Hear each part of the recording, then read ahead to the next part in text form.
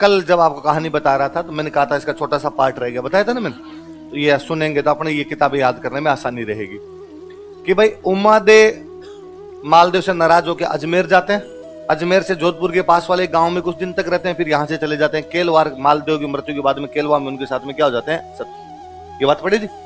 अच्छा, होता क्या था भाई, जैसे मालदेव की डेथ भले जोधपुर में हुई हो, लेकिन बाद में मालदेव के जो कपड़े वगैरह थे वो भेज दिया करते थे। रानी कहीं दूर है तो मालदेव जी की पगड़ी भेज दी, तो पगड़ी के साथ में वैसे भी सती हो जाया करते थे। तो वो केलवा के अंदर वहीं सती हो गई थी उमादे, और अपना पूरा टाइम उन्होंने वहीं बिताया था। मैंने बताया था कि बेटा गोद ले लिया था राम सिंह, हाँ, तो राम सिंह के साथ में वहीं रहा करते थे। वो मालदेव की किसी दूसरी रानी का बेटा था, वो राम सिंह नाम करके। अच्छा, उमादे की कहानी तो यही है, उमादे चले गए, पर बारमली तो मालदेव के पास ही थी, बारमली तो यही रह गई थी ना मालदेव के पास ही।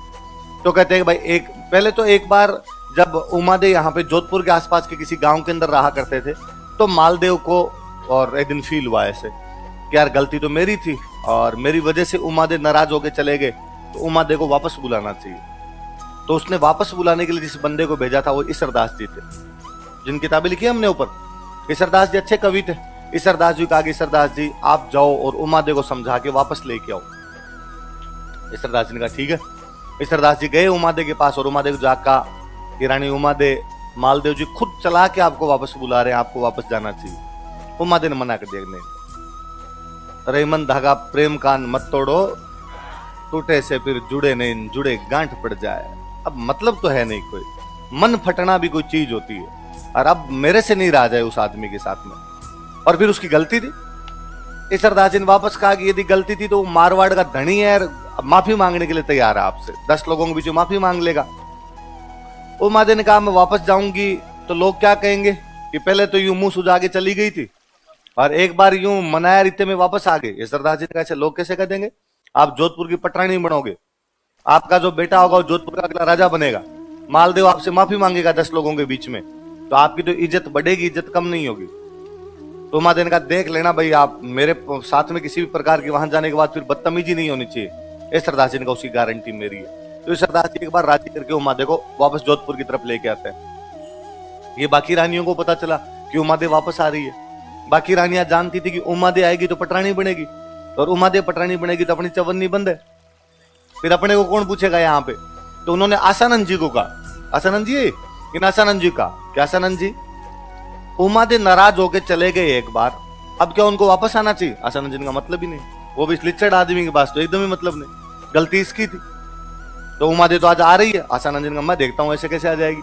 और आसानंद जी जोधपुर के बाहर जाके खड़े हो गए, और जैसे ही वो उमादे की पालकियां नजदीक आई, आसानंद जी ने जोर जोर से दोहे बोलने शुरू किए कि मान रखे तो पीऊ तज, पीऊ रखे तजमान, दो दो गेंद ने बंधु एक एक खंबू ठाण। मान रखे तो पीऊ तज, पीऊ का मतलब है पति, पीऊ का मतलब क्या है, मान मतलब इज्जत, मान रखे मतलब इज्जत चाहिए, इज्जत रखनी है, तो पीऊ तज, पति को छोड़ना पड़ेगा।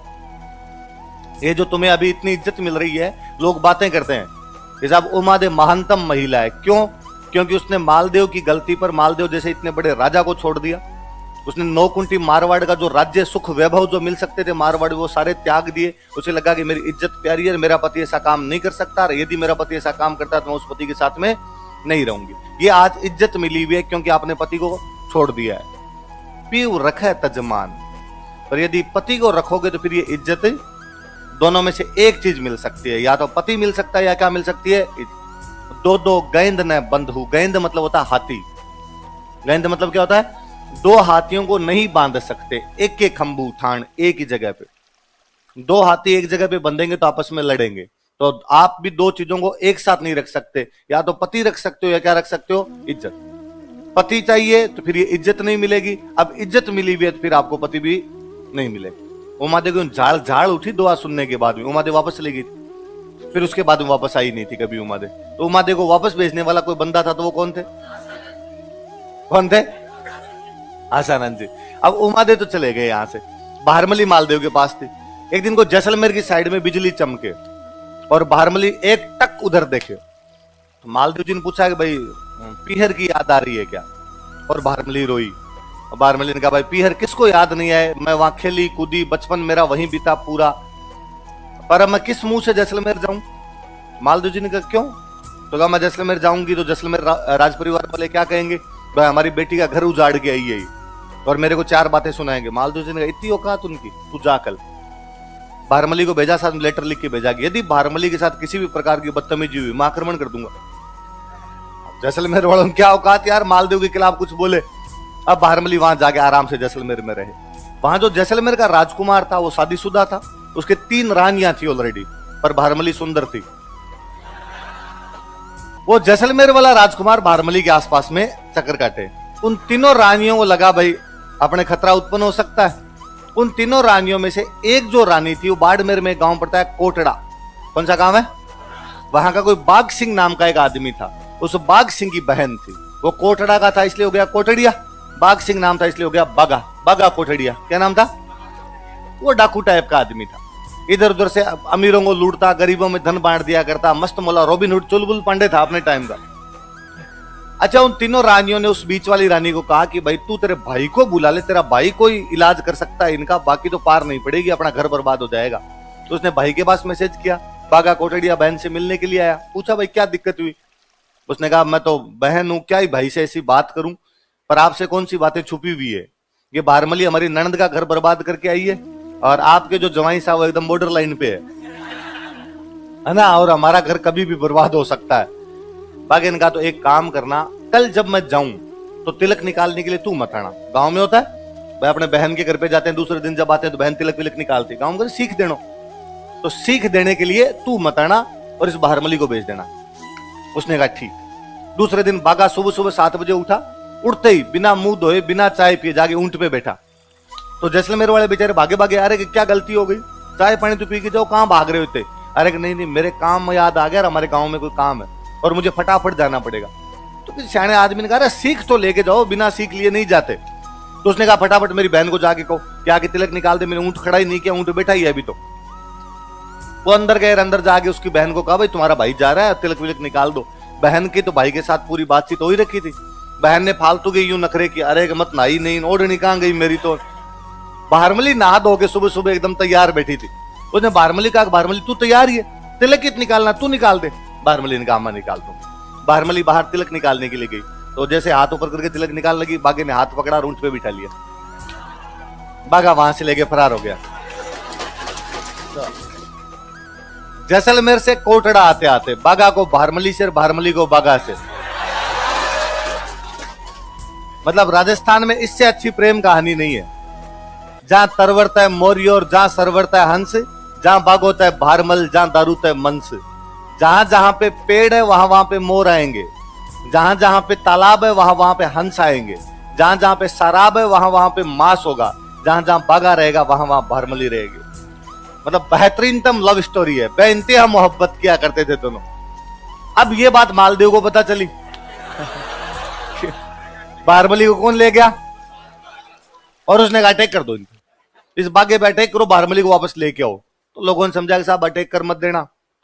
पहली बात तो डाकू आदमी है, और भारमली को लेके आगे भाग गया, सिंध की तरफ चला गया, अपने हाथ नहीं आया तो बेइज्जती कि साहब मारवाड़ के राजा की सेना गई और एक डाकू को पकड़ ही नहीं पाई। दूसरी बात साहब दासी के लिए आक्रमण, लोग क्या कहेंगे कि दासी के चक्कर में आक्रमण कर दिया। मालदेव ने कहा तुम नहीं जानते, तुम मैं कह रहा हूं उतना काम करो तुम, और तुम अटैक करो। किसी ने कहा ऐसे नहीं होता, देखो राज्य की सेना जाती है तो किसी ढंग के काम के लिए जाती है, लुगाइयों के लिए अटैक करती नहीं घूमती है। तो मालदेव जी ने दिमाग लगाया, यार बात तो सही है। तो मालदेव ने कहा रुको रुको रुको, एक मिनट। वो उस दिन उमादेव वापस आ रही थी, तो दो ही कौन बोल रहा था उधर? तो आसानंद जी ने कहा साहब मैं था। तो कहा मिस्टर आसानंद, तुम्हारे चक्कर में उमादेव वापस गई, अब तुम किसको लेके आओगे? भारमली को लेने के लिए जाओ। आसानंद जी ने कहा ये पक्की बात, मैं भारमली को लेके आ जाऊंगा। तो आसानंद जी बागे से बातचीत करने के लिए कोटड़ा गए। अच्छा, बाघ जी को जब इस बात का पता चला कि आसानंद जी जैसा महान विद्वान मेरे से मिलने के लिए आ रहा है, तो सामने चला के गया 3 कोस। कितने कोस चला गया?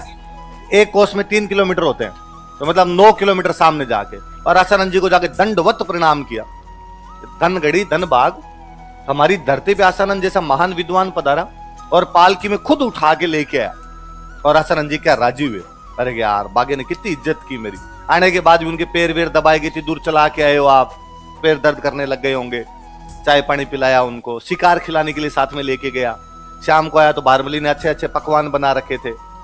आशानंद जी ने जब देखा कि बागा और भारमली दोनों मेरी कितनी सेवा करते हैं, उन्होंने जब देखा कि भारमली बागा से बागा भारमली से कितना ज्यादा प्यार करता है, आशानंद जी वहीं रह गए, वापस गए नहीं।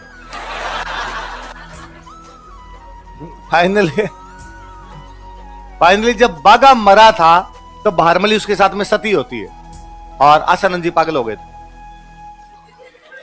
आशानंद जी जगह जगह बागा बागा करते घूमते। अच्छा, अपने मारवाड़ से उधर आगे रियासत लगती अमरकोट। अमरकोट के कोई राणा जी थे और उनको इस बात का पता चला भाई आशानंद जी आजकल पागल हो गए हैं और इधर उधर घूमते रहते। लोगों ने कहा साहब कपड़े नहीं उस आदमी के शरीर पर, अब इतनी पागल अवस्था है और महान विद्वान है, आपको ध्यान रखना चाहिए उनका थोड़ा। तो अमरकोट राणा जी ने उनको अपने पास बुला लिया और अमरकोट राणा जी पूरा ध्यान रखे, आशानंद जी को पास में बिठा के रखे, हर बात में उनसे पूछ पूछ के काम करे, अपने साथ रखे, साथ खाना खिलाए, साथ शिकार के लिए लेके जाए। पर आशानंद जी एक ही बात करे, थोड़ी देर हो जाएगी बागा बागा, बागे ने ये किया, बागे ने वो किया। तो अमरकोट राणा जी को एक दिन यूं ईगो प्रॉब्लम तो हो भाई आदमी को, और उन्होंने कहा यार बागा था तो एक डाकू ही, इधर उधर डाके मारता घूमता था, मैं राणा हूं यार यहाँ का, और आप क्या उसकी बातें करते रहते हो, मेरे सामने क्या था। और आशानंद जी ने उसकी तरफ देख के कहा तुम बागे के पैर की जुत्ती नहीं है, बागा बागा था साहब। तो उसने कहा इसका मतलब आप बागे का नाम लेना पूरे जीवन बंद नहीं करोगे कि ना, जब तक है जान तब तक तो बागे का नाम ऐसे ही लिया जाएगा। तो उसने आशानंद जी के पोते को बुलाया और पोते को बुलाकर तेरा दादा यदि एक पूरी रात और बागे का नाम नहीं ले तो हर 1 घंटे पे 1 लाख सोने के सिक्के दूंगा। पोते की इकोनॉमी पड़ी हुई थी, पोते ने दिमाग लगाया कि रात में 7-8 घंटे तो आराम से होता है, 7-8 लाख सोने के सिक्के मिलेंगे, 7-8 पीढ़ियां तिर जाएगी अपनी। और उसने अपने दादाजी को जाकर दादाजी प्लीज फॉर नेक्स्ट 7 जनरेशंस है ना, ये इतना काम कर दोगे आपके कोई फर्क नहीं पड़ेगा। आशानंद जी ने कहा देख बेटे मैं बिना बागे के नाम के नहीं रह सकता, फिर भी तू इतना ज्यादा फोर्स कर रहा है, आई विल ट्राई। शाम को बिठाया भाई आपका समय शुरू होता है, अब से आपको बागे का नाम नहीं लेना है। तो आशानंद जी को लगा बागे का नाम तो आ जाएगा अपने, तो आशानंद जी राम राम राम राम राम राम बोलना शुरू कर दिया। राम जी का नाम लेके दूसरा नाम दिमाग में आएगा नहीं, पर डोकरे से 10 मिनट राम जी का नाम लिया गया। फिर जोर जोर से बोलने शुरू किए कि बागा आओ बड़े घर कोटड़ा तू धनी, जासी फूल झड़े पर बास न जासी बाग जी।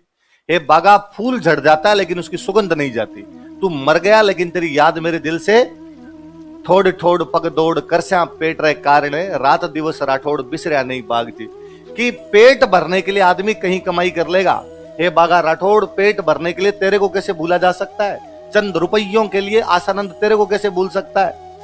पोते ने कहा फिर याद ही कर लो, क्या कर सकते। तो आशानंद जी ने एक तो उमादे पे किताब लिखी थी, एक बागा भारमली पे लिखी थी। उमादे को वापस भेजा था तो उमादे पे लिखी, साथ में किसके रहते थे तो बागा भारमली पे लिखी। तो लिख लो।